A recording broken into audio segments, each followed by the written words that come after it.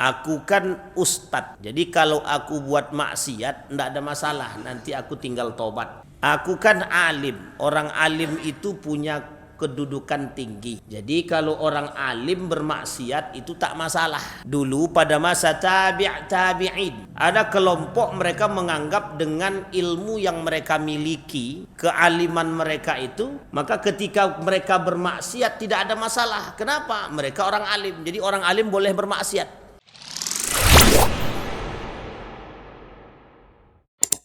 Di malam hari ini kita lanjutkan dari kajian kitab Asnaful Maghrurin karangan Imam Al-Ghazali. Kemarin kita sampai pada pembahasan yang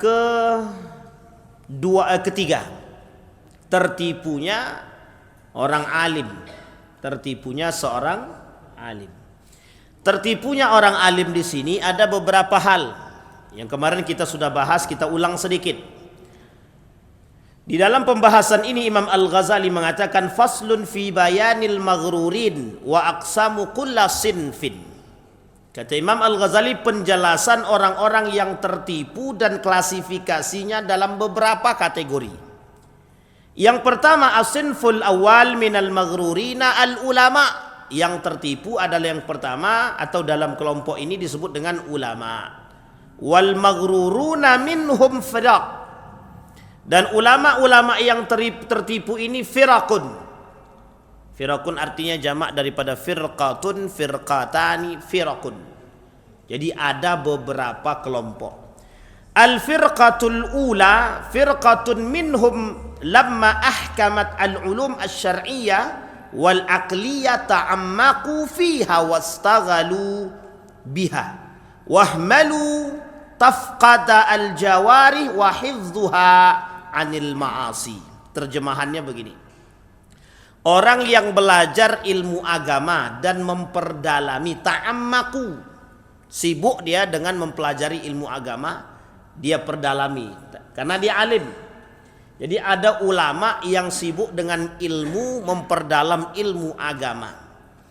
Dia sibukkan diri dia hingga lalai terhadap anggota tubuhnya sendiri daripada perbuatan maksiat. Aku kan ustadz, jadi kalau aku buat maksiat tidak ada masalah, nanti aku tinggal tobat misalkan. Aku kan alim, orang alim itu punya kedudukan tinggi. Jadi kalau orang alim bermaksiat itu tak masalah. Pernah Bapak Ibu mendengar ada kelompok seperti ini? Ada. Dulu pada masa tabi'in. Di masa tabi'in dulu itu ada kelompok mereka menganggap dengan ilmu yang mereka miliki, kealiman mereka itu, maka ketika mereka bermaksiat tidak ada masalah. Kenapa? Mereka orang alim. Jadi orang alim boleh bermaksiat. Orang alim boleh betul apa salah? Tidak ada ceritanya orang mau alim dia mau tidak alim dia. Tidak ada ceritanya. Kalau dia bermaksiat tetap dapat dosa. Ya ayyuhalladzina amanu lima taquluna ma la taf'alun, kata Allah. Kenapa kalian orang-orang beriman kok kalian berbicara tapi kalian tak melakukan? Hai orang-orang yang berilmu, Anda berbicara dengan ilmu tapi Anda tidak melakukan. Kabura maqtan 'indallahi an taqulu ma la taf'alun. Sungguh besar kerugian orang tersebut, mendapatkan ancaman dan kemurkaan dari Allah, mereka yang berbicara tapi tidak menjalankan. Itu poin pertama. Dan ini sudah kita bahas kemarin. Sudah kita bahas. Nah sekarang kita masuk dalam ilmu firqatus tsaniyah. Al-firqatus tsaniyah wa firqatun ukhra ahkamul ilma wal amal az-zahir wa taraku al-ma'asi az-zahira wa ghafalu an qulubihim falam yamhu minha sifat al-madhmumah 'inda Allahi kal kibr. Kita terjemahkan langsung. Orang-orang yang menghukumi diri mereka sebagai seorang yang alim, ilmu dan beramal, serta meninggalkan maksiat tetapi juga melupakan hati mereka. Maksudnya apa melupakan hati mereka sendiri?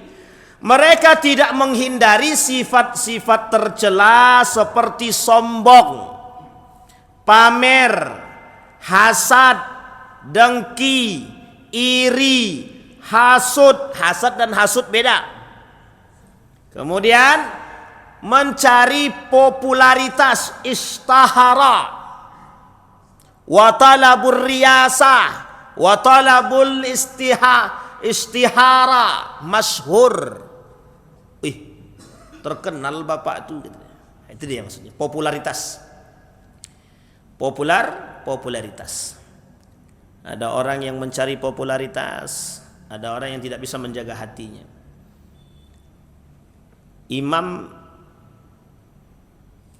Ada seorang ulama, Imam Nawawi, di dalam kitabnya At-Tibyan fi Adab Hamalatil Quran. Imam Al-Ghazali pernah berbicara menukil daripada hadis baginda Nabi Muhammad sallallahu alaihi wasallam. Ada orang yang mempelajari Al-Quran tapi tujuannya dunia. Ada orang yang mempelajari Al-Quran tujuannya dunia. Bisa enggak mereka dapatkan dunia dari Al-Quran? Mereka bisa. Kan orang hafal Quran itu dihormati, orang yang paham Quran dihargai, sehingga dia jadikan Al-Quran yang ada itu sebagai, maksudnya apa? Jual beli agama. Pernahkah Nabi bersabda dalam hadisnya? Pernah. Man ta'allamal ilma atau man ta'allama ilman mimman yubtagha bihi wajhallah la yata'allamhu illa liyusiba bihi aradan minad dunya lam yajid arafal jannah yaumal qiyamati. Bahkan di dalam riwayat yang lain kata Nabi, yabi'u dinahu bi aradin minad dunya. Ada orang menjual agamanya dengan harga yang sangat mulia. Dia buat bukan sangat mulia, sangat murah. Jadi dia bandingkan agama dengan dunia. Jadi ketika mereka membandingkan antara dunia dengan akhirat dan agama itu, sebenarnya sudah tidak imbang. Apa kata Nabi? Barang siapa yang mempelajari satu ilmu yang semestinya dicari untuk mengharapkan ridha Allah, yubtagha bihi wajhullah, yang seharusnya mereka mengharapkan keridhaan Allah, wajahnya Allah, artinya keridhaan Allah, tapi liyusiba bihi dunya, padahal mereka sebenarnya mencari atau mengharapkan dunia. Orientasi belajar itu bukan untuk dapat kerjaan. Dapat kerjaan itu adalah hadiah daripada yang kita pelajari. Bapak Ibu, ada orang lulusan teknik kerja di tempat yang tidak teknik. Ada enggak kira-kira? Mungkin enggak begitu. Lulusan ekonomi Universitas Gajah Mada misalkan, keluar dari situ punya ternak ayam, mungkin enggak? Itu sejalan Ustadz, mungkin. Ada seorang alumni kesehatan, tapi tidak jadi kerja di rumah sakit, malah dia punya usaha sendiri. Mungkin apa tak mungkin? Sangat mungkin sekali. Saya punya kawan itu notaris, S1, S2, dapat sertifikat notaris. Jadi apa? Tukang sawit. Ya tapi itu kan keberkahannya begitu. Dia jangan, cara membahasakannya adalah ilmu itu luas. Ini bukan persoalan linearitas ya. Yang kita persoalkan sekarang ini orientasi orang belajar itu apa? Kita tidak sedang mengkritik, Bapak Ibu, kita sudah sering sampaikan di sini. Kita sulit. Bahkan di Muhammadiyah sendiri kita kesulitan.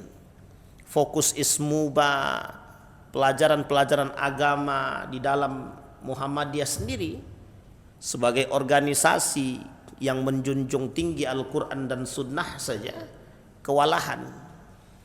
Apalagi negara ini yang sudah mulai merempet kepada sekulerisme. Artinya orientasi dunia itu adalah orientasi paling utama dibandingkan dengan orientasi agama. Maka kalau Bapak Ibu melihat ada universitas, sekolah yang mengharapkan lulusan mereka bisa kerja, ya memang karena harapan orientasinya itu. Dan bukan orientasinya adalah agama. Ketika dunia perguruan tinggi ini disusupi virus-virus sekulerisme ini, disitulah problem besarnya muncul. Apa problem besarnya muncul? Disorientasi namanya. Apa disorientasi itu, Ustaz? Berbeda orientasi. Tujuan awalnya membangun manusia berkarakter, maka akhirnya menjadi manusia yang cinta pekerjaan. Maka tolak ukur daripada alumni yang sudah graduate itu, yang sudah lulus itu, mereka harus kerja. Sehingga ketika dijadikan standar akreditasi universitas ataupun sekolah, itu yang dijadikan standar akreditasinya bukan orang yang punya akhlak, tapi standar akreditasinya alumni Anda sudah bisa apa, sudah kerja di mana. Maka semakin tinggi pekerjaan dia, semakin terhormat dia. Alumni PBA, Universitas ABCD, ajudan gubernur misalkan. Alumni Universitas ABCD misalkan jadi penasehat presiden misalkan, atau jadi menteri dia misalkan, atau jadi presiden dia. Kayak kasus-kasus sekarang tuh kan bangga tuh, ternyata nipu aja kan. Bisa dibayangin itu yang dimaksud. Orientasinya sudah berbeda. Nah, inilah yang disebut dengan disorientasi. Disinilah yang disebut dengan penyelewengan. Nabi pernah mengatakan dalam hadis qudsi begini, fi ma ta'allamtal ilma wa qara'tal qur'ana. Dijawab sama seorang hamba, ta'allamtul ilma fika wa qara'tul qur'ana fika. Allah bilang apa dalam hadis qudsi itu? Kazzabta, ente dusta, kata Allah. Kemudian dikatakan, aku baca Quran, aku belajar ilmu itu untukmu wahai Allah. Kata hamba tadi, Allah jawab, ente dusta, kata Allah.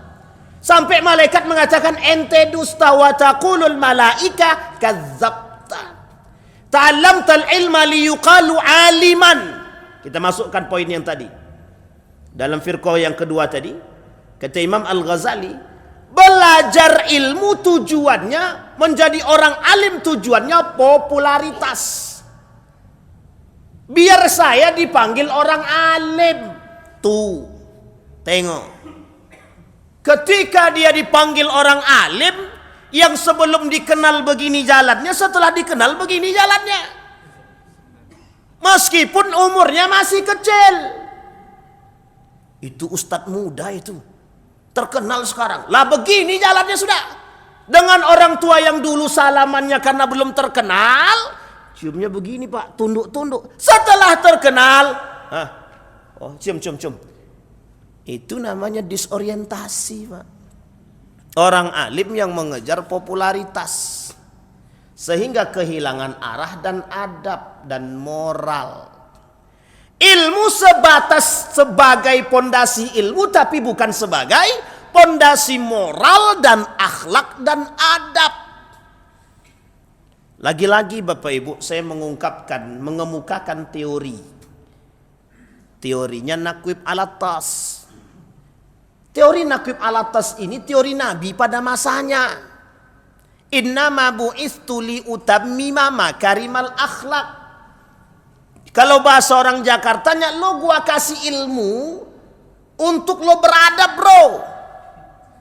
Kalau ente nggak punya adab dengan ilmunya, sebaiknya anda tak usah punya adab. Makanya ketika kita melihat kasus di ILC, Aiman, itu kan kelihatan mana manusia yang punya adab, yang tidak punya adab, itu kan kelihatan di situ. Sebebas-bebasnya apapun seseorang berargumentasi, tidak boleh mengalahkan adab dan akhlak dan moral. Anggaplah Anda orang pintar, tapi bolehkah Anda merendahkan orang lain di hadapan umum? Haram. Anggaplah Anda orang yang paling tinggi ilmunya, tapi apakah Anda punya legitimasi untuk merendahkan orang lain yang lebih rendah keilmuannya daripada Anda?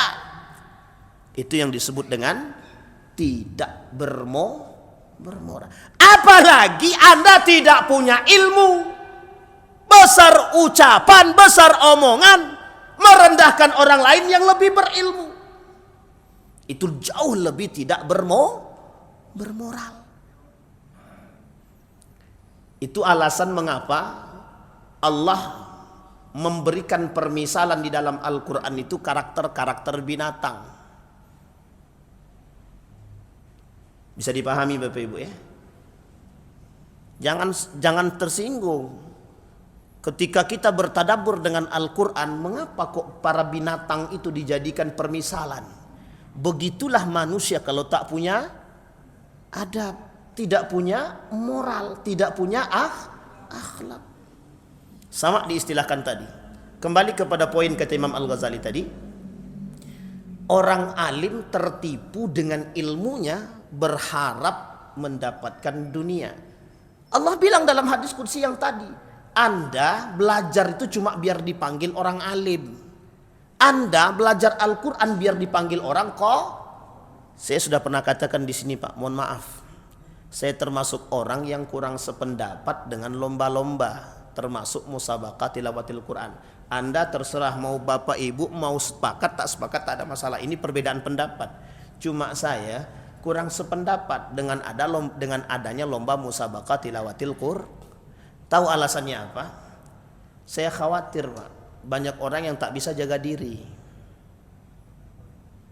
Itu loh, fulan juara 1 itu. Juara 1. Sehingga mohon maaf Pak, mohon maaf. Dijadikan juara tadi untuk menggait atau mendulang popularitas. Itu berat Pak, berat. Sangat berat sekali. Ketika Ustadz Adi Hidayat diwawancarai oleh Abdullah Gimnastiar, AA Gim, bagaimana rasanya jadi orang yang terkenal? Beliau sambil nangis tuh jawabnya, sambil nangis. Lebih berat daripada yang dibayangkan. Begitulah popularitas itu Pak. Itu perkataan beliau ya. Sehingga mohon maaf Bapak Ibu, ilmu kalau tidak dibarengi dengan iman dan amal, menyimpang dia Pak, menyimpang. Tidak menghasilkan manusia yang dekat dengan Allah, tapi mohon maaf justru mencari populari. Saya pernah temukan sendiri, ada seorang pemuda hafal Al-Quran, tapi mbok yo jangan pacaran gitu. Saya pernah temukan Pak, dia hafal Quran 15 juz, mengakunya sama saya begitu. Berapa juz hafal? 15 juz. Tapi pernah ketahuan sama saya dia pacaran Pak. Saya bilang, apa ndak hilang hafalanmu dengan pacaranmu itu? Coba bayangkan Pak. Artinya bertolak belakang sebenarnya dengan karakternya. Kita tak salahkan Qur'annya, tapi kok bisa ada orang yang hafal Al-Quran, kok bisa menjadi mohon maaf dia pacaran? Itu yang pertama. Yang kedua,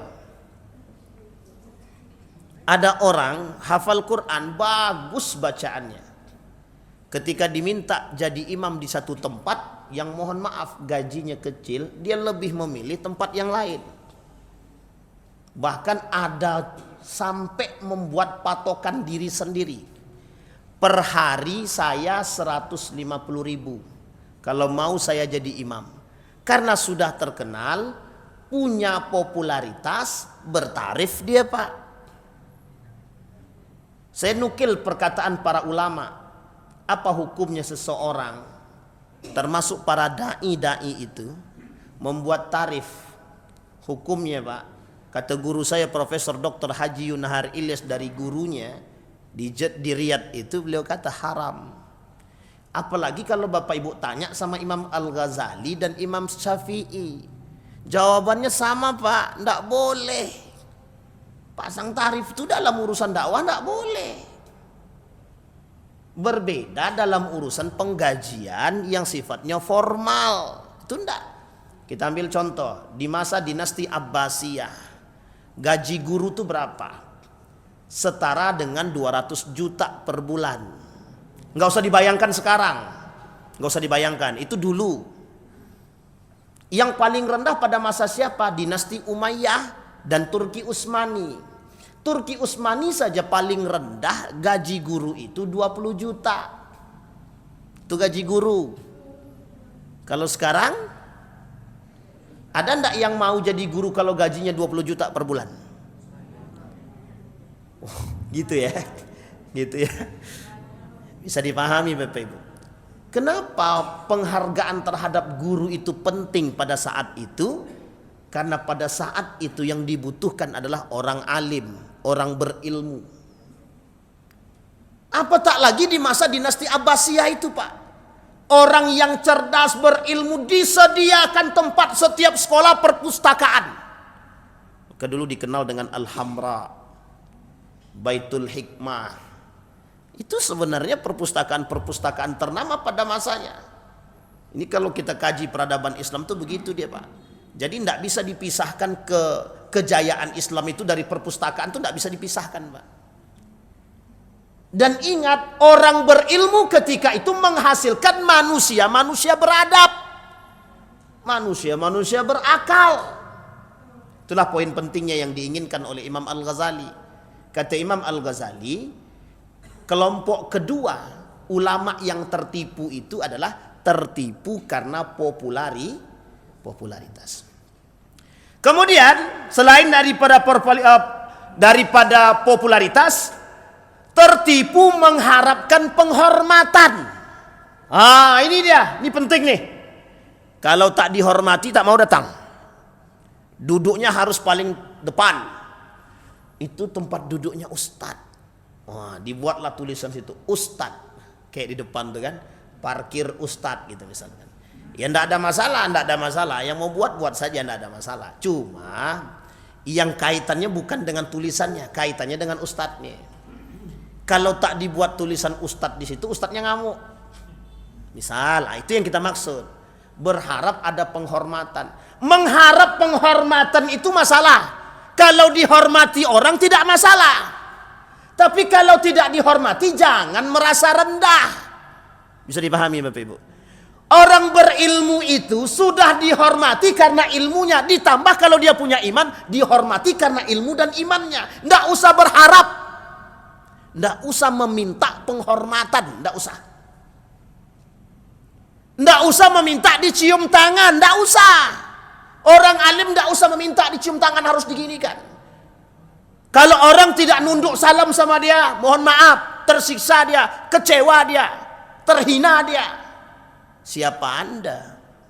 Siapa Anda? Jadi jangan salah.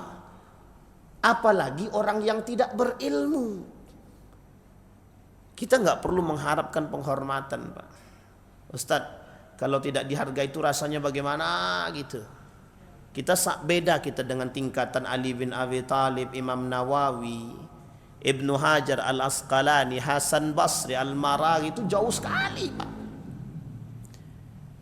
Boro-boro penghormatan, Pak. Yang ada dicaci, dimaki, dihina. Apa membuat mereka semakin terhina? Tidak. Jadi jangan mentang-mentang Anda seorang imam besar, setiap orang harus mencium tangan Anda. Enggak. Jangan mentang-mentang karena Anda seorang alim, setiap orang harus mohon maaf mencium kaki Anda. Tidak. Anda, kalau bahasa kenapa ulama-ulama dahulu itu ada yang santai, duduk sambil ngopi, ndak tahu orang kalau dia itu ulama besar. Begitulah saking tawaduknya ulama-ulama terdahulu. Kalau ulama sekarang mohon maaf Pak, mohon maaf ya Pak, mohon maaf betul. Kalau belum mobil bawaannya, Ya Allah, ini kita bicara Imam Al-Ghazali Pak dalam kitab ini. Ini pernah saya temukan soalnya. Ini tapi saya tak sebutkan daerahnya mana ya. Jadi satu ketika adalah seorang yang dikenal dengan kondang begitu. Jadi dia bilang begini, aku mau ganti mobil nih. Mau ganti mobil nih. Banyak duit. Iyalah, namanya aja dai kondang kata dia. Banyaklah duit kata dia. Makanya mau ganti mobil. Itu terucap dari mulutnya secara langsung. Coba bayangkan. Begitulah kalau manusia punya orientasi untuk itu, Allah tampakkan itu. Tapi Allah kasih karena memang harapannya itu. Bisa dipahami. Innamal a'malu binniyat wa innamal likulli imri'in ma nawa faman kanat hijratuhu ila Allahi wa rasulihi fakanat hijratuhu ila Allahi wa rasul.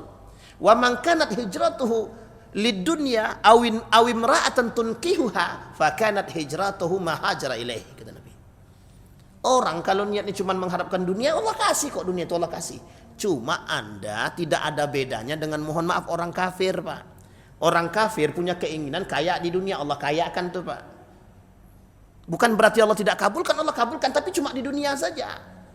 Tapi di akhirat apa yang mereka akan terima? Azabnya Pak. Apa bedanya dengan orang mukmin? Bisa dipahami sampai di sini Bapak Ibu. Nah, ini poin penting. Artinya siapapun di antara kita, alim di sini bukan berarti hanya sekedar alim dalam satu bidang, tidak, semua bidang. Siapapun kita, ilmu kita apa, kehebatan kita apa, yang dituntut dari setiap orang berilmu itu adalah tawadhu. Itu yang berat Pak. Rendah hati itu berat. Bukan rendah diri ya. Rendah hati berat betul. Tak dihormati orang rasanya gimana? Pas dihormati orang membusungkan dada. Na'udzubillahi tsumma.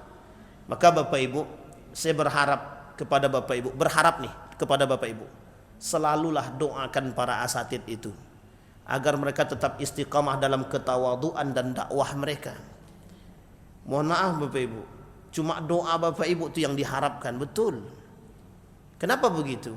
Saling mendoakan kan? Bapak Ibu doakan kami, kami doakan kita semua. Artinya Bapak Ibu, itu sinergi. Kalau tidak, sulit Bu. Sulit. Saya pernah cerita di sini. Ada seorang ulama bernama Profesor Dr. Haji Yunahar Ilyas. Itu bergelar profesor. Betapa beratnya tangannya ketika menerima, mohon maaf, baru pulang dari Riyadh ke Indonesia. Disuruh ngisi kajian. Berat sekali tangannya sampai tidak berani dia menerima amplop itu Pak. Langsung dimasukkannya dalam kotak, dia tak pernah buka. Yang buka istrinya sendiri. Dan hari ini di Pekanbaru saya masih temukan ada orang seperti itu Pak. Sampai hari ini saya masih temukan orangnya. Tinggalnya tak jauh dari rumah saya. Saya kenal betul orangnya. Kakak kelas saya juga. Saking takutnya apa dia kata? Kenapa antum? Saya pernah tanya, kenapa antum tak pernah buka? Jawabannya apa?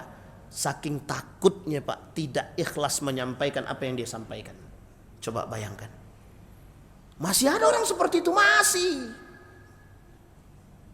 Tapi apakah, mohon maaf, apakah mereka pernah berharap populer? Bahkan ada orang, ini beliau juga, pernah saya minta foto dia untuk buat flyer karena beliau saya minta untuk ngisi kajian. Apa jawaban dia? Tak usah pakai foto, dah gitu aja. Bahkan mohon maaf di Pekanbaru ini ada lagi seorang ulama yang dia diulamakan. Bahkan banyak para orang-orang yang besar itu berguru kepada beliau di Pekanbaru ini. Motor aja nggak tergantikan Pak.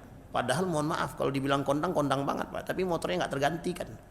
Itu aja motor butut dari zaman dulu. Tapi mengapa beliau begitu? Pertanyaannya bukan masalah itunya, masalahnya mengapa beliau seperti itu. Pernah terjawab sama beliau ketika kami tanya langsung. Sulit rasanya membuat hati ini bersih kalau sudah kotor, kata dia. Coba bayangkan Pak, berat. Lah sekarang di tengah kesibukan dunia seperti ini pada rebutan. Ada yang rebutan jadi ketua masjid misalkan. Ada yang rebutan jadi ABCD, ada yang rebutan jadi, mohon maaf, bahkan ada yang berkelahi di media sosial cuma karena jabatan. Malu enggak kita kira-kira? Nah, kita bicaranya di sini. Artinya demi popularitas, demi mendulang kehormatan mereka, perlu merapat, perlu mendekat kepada para penguasa. Untuk apa? Bisa mendulang contoh. Kira-kira lebih bangga mana? Ngisi di musola atau di kantor gubernur? Itu bahasanya, Pak. Maka di situ akan, kalau untuk melihat di situ baru kelihatan, Pak. Makanya guru kami dulu pernah bilang, orang yang besar itu bukan yang mengajar di masjid besar, yang berani ngajar di musola kecil, kata dia. Meskipun cuma satu orang. Dulu saya pernah tanyakan di sini. Saya tanya betul tuh sama Dr. Mawardi Muhammad Saleh. Saya tanya di sini, Ustaz, berapa orang Ustaz akan ajarkan? Sekalipun satu orang mau dia ngaji, gitu deh, saya ajar. Mencari orang begitu tuh susah.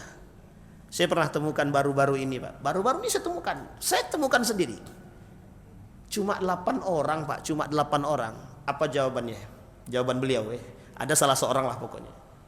Cuma segini, tidak serius ngaji. Ditinggalkannya langsung jamaah tuh, Pak. Yang 8 orang tadi. Saya tahu betul itu. Karena saya yang undang beliau, maka saya tahu. Tapi saya tidak sebutkan siapa orangnya. Artinya mohon maaf, Pak. Mohon maaf. Begitulah lika-liku orang-orang yang tertipu dengan, mohon maaf, popularitas. Berat memang, berat. Tapi itu bahasanya Imam Al-Ghazali. Kenapa Imam Al-Ghazali menyampaikan ini? Perlu adanya orang-orang alim itu perlu sadar bahwa Anda sedang tertipu. Pertanyaannya, mereka sadar atau tidak sadar? Itulah yang disebutkan oleh Malik ibn Nabi dalam kitabnya Az-Zahir Al-Qur'aniyah, krisis kesadaran. Kenapa kok krisis kesadaran? Nggak sadar kalau dia sedang tertipu. Tertipu karena apa? Karena adabnya, karena moralnya, karena agamanya, karena ilmunya, yang mengharapkan posisi dan jabatan dan popularitas. Sampai di sini bisa dipahami? Penyebabnya adalah kelalaian mereka terhadap sabda Nabi. Pamer merupakan syirik. Mengharapkan popularitas bagian daripada pamer. Dan pamer, kata Nabi, bagian daripada syirik. Baik. Kemudian dengki dapat memakan habis semua kebaikan-kebaikan yang kita buat. Kalau bahasa Buya Hamka dan bahasa para ulama, namanya syirik kecil. Persoalan syirik kecil ini lebih berbahaya daripada syirik besar. Makanya Nabi mengatakan dalam hadis qudsi tadi, Anda belajar ilmu untuk siapa? Untuk Allah, kata mereka. Bohong ente. Malaikat juga mengatakan Anda bohong. Tujuan Anda biar dikatakan alim, biar dipanggil qari. Belajar dengan suaranya melengking begitu. Oh, itu qari kami itu. Apalagi sekarang ini banyak bergelar. Baru hafal 20 juz Al-Hafiz. Saya bingung, Pak. Pertanyaannya, kalau Anda tidak dikasih gelar Al-Hafiz, rendahkah? Tidak juga. Yang membuat seseorang itu mulia di sini, Pak, iman. Saya punya guru hafal Quran 30 juz. Sampai hari ini banyak orang yang tidak kenal beliau. Padahal beliau pernah mendapatkan sanad yang baik dari seorang ulama hafal Quran di tingkat internasional. Tapi sampai hari ini banyak orang yang nggak kenal. Kita ambil pelajaran dari Mbah Ibnu Harjo yang sekarang lagi terkenal. Pernah mentahkik kitab ulama-ulama terdahulu sebanyak 80 lebih. Baru dikenal sekarang. Pekerjaannya apa? Pekerjaannya adalah serabutan, tukang kuli di kampungnya. Mendapatkan penghargaan dari Majelis Ulama Indonesia. Ulama muda yang ternama, baru populer sekarang. Setelah bertahun-tahun menghasilkan satu karya, 80 lebih kitab ulama terdahulu ditahkik sama beliau. Bisa dipahami sampai di sini. Artinya, beliau orang yang berilmu itu akan diangkat oleh Allah pada saatnya. Yarfa'illahu alladhina amanu minkum walladhina utul ilma darajat. Kalau Allah mau angkat derajat seseorang itu pandai-pandai Allah, Pak. Kapan Allah mau angkat, angkat. Kapan Allah mau rendahkan, rendahkan. Kalau Anda mengejar popularitas, tidak akan Allah kasih. Tapi kalau Anda tidak mengejar, maka popularitas itu akan datang kepada Anda sendiri. Itu kasus, itu contoh, Pak. Contoh. Ustadz Adi Hidayat populer karena apa? Hafalan Qur'annya, Pak. Yang sampai poin-poin dan nomor-nomornya, halamannya Allah angkat karena apa? Karena Al-Qur'annya. Mbah Harjo karena ilmunya. Gus Baha karena tafsirnya. Gus Koyum karena tafsirnya. Buya Yahya karena fikihnya. Dr. Mawardi karena keahliannya. Mereka semua karena keilmuannya, Pak.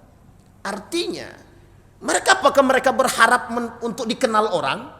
Bahkan Buya Yahya itu tidak mau keluar dari kampungnya, justru hanya ingin mengaji di kampung. Maka orang yang datang ke kampung beliau, datang. Sampai hari ini beliau lebih fokus di tempatnya. Untuk keluar daerah itu sekali-sekali. Tapi lebih banyak mengisi di ulama yang baik begitu. Bukan bangga mengisi tempat lain sementara di tempat pribadi hancur. Bisa dipahami Bapak Ibu. Penting, Pak, berat, Pak. Jadi tidak mudah menjadi seorang itu. Berharap terkenal, oh ya nggak apa-apa, yang penting aku terkenal di mana-mana. Sementara di kampung tempatnya sendiri, mohon maaf, samping rumahnya masih ada maling, masih ada pezina. Sekalipun dia ulama terkenal tapi di samping rumahnya masih ada pezinah, Pak, Allah laknat sama orangnya sekalian. Coba bayangkan. Ulama terkenal dia di samping rumahnya, mohon maaf, di samping rumahnya masih ada pezinah, maka yang dilaknat satu kampung, Pak. Satu kampung termasuk dia yang tinggal di situ dilaknat. Bisa dipahami sampai di sini. Jadi popularitas itu tidak akan membuat Anda selamat kalau tidak dibarengi dengan iman. Baik. Kemudian, nah ini yang paling penting lagi. Cinta terhadap harta, popularitas, kemuliaan, kehormatan dapat menumbuhkan sifat munafik dalam hati. Nah, ini yang saya tak mau bahas itu sebenarnya, Pak. Tapi gimana lagi kalau tak dibahas? Memang perkataan Imam Al-Ghazali bukan saya. Apa kata beliau? Menumbuhkan sifat munafik dalam diri mereka. Baik. Bagai air yang menumbuhkan sayuran. Serta banyak hadis-hadis lain yang senada dengan pembahasan di atas. Kita lihat dalam hadis Nabi sebagai penutup. Apa kata baginda Nabi Muhammad? Apa kata Allah dalam surat An-Najm? Fala tazakku anfusakum huwa a'lamu biman ittaqa. Maka janganlah kamu menganggap dirimu suci. Ada dulu seorang ulama, kalau saya tak salah dari Damaskus, keluar dari rumahnya dengan pakaian yang begitu bagus. Di tengah jalan digigitlah bajunya sama anjing. Oleh seekor anjing digigit. Ditariknya kain tersebut, takut terkena najis. Dilalah anjing itu berbicara, apakah kau anggap dirimu lebih mulia daripada diriku? Pulang ulama itu ke rumah, menangis dia. Apa kata dia? Bahkan diriku tidak lebih mulia daripada seekor anjing yang terkenal najisnya, kata dia. Coba bayangkan. Hasan Al-Basri bermimpi. Ketika ditanya apakah semua ibadahmu itu diterima oleh Allah, ada makhluk berbaju putih dalam mimpinya mengatakan tidak. Tidak. Tapi ada satu yang diterima oleh Allah. Seketika Hasan Al-Basri menulis, habis minum dia ambil pulpennya, meneteslah air di pulpennya tersebut, di pensilnya itu. Dihinggapi oleh lalat, diisap oleh lalat. Ketika diisap oleh lalat, tangannya spontan tidak dia gerakkan. Khawatir lalat ini nanti pergi. Dia tunggu lalat ini sampai selesai menghisap air yang ada di pulpen tersebut. Setelah selesai baru dia angkat tangannya. Apa kata orang yang berbaju putih dalam mimpinya tadi? Itulah ibadah yang diterima oleh Allah. Jadi jangan salah, Pak. Begitulah beratnya hidup kalau kita ingin betul-betul mencari ridhanya Allah. Tapi ingat, orang yang mengharapkan wajhullah, yabtaghi mardatillah, mengharapkan ridhanya Allah, selalu jalan itu tidak pernah ada halangan dan tidak ada kesempitan. Apa kata Allah di dalam Al-Quran sebagai penutup? orang yang mengharapkan hidup dunia ini, tidak ada kehidupan bagi mereka kecuali ma'isyatan dongka. Apa ma'isyatan dongka tersebut? Kehidupan yang jadi semakin tinggi, semakin kuat mengejar popularitas, jabatan, kekuasaan, justru semakin jauh dia. Maka Bapak Ibu, siapapun kita, orang alim apapun dia, jangankan kita yang tidak alim, orang alim saja mudah sangat terjebak dalam persoalan runtuhnya iman. Apalagi kita yang mohon maaf rendah imannya. Mudah-mudahan bisa menjadi pelajaran bagi kita. Jangan pernah merasa diri ini lebih baik dari yang lain. Mudah-mudahan Allah menjaga kita, menjaga hati kita, menjaga ibadah kita, menjaga ilmu kita, menjaga keluarga kita. Insyaallah husnul khatimah. Fa'tabiru ya ulil absar la'allakum tuflihun. Assalamualaikum warahmatullahi wabarakatuh.